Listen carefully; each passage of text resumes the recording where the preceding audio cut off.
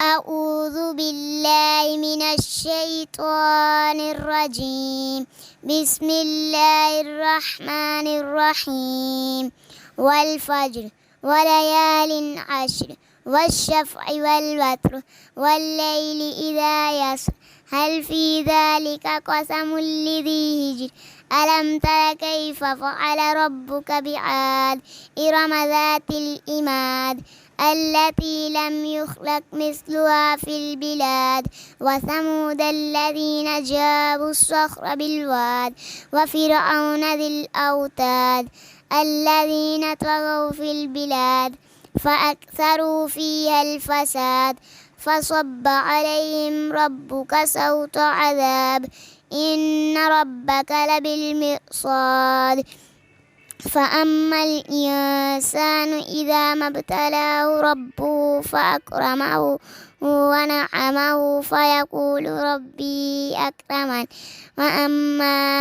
إذا ما ابتلاه فقدر عليه رزقه فيقول ربي أهانن كلا بل لا تكرمون اليتيم ولا تحاضون على طعام المسكين وتأكلون التراث أكلا لما وتحبون المال حبا جما كلا إذا دكت الأرض دكا دكا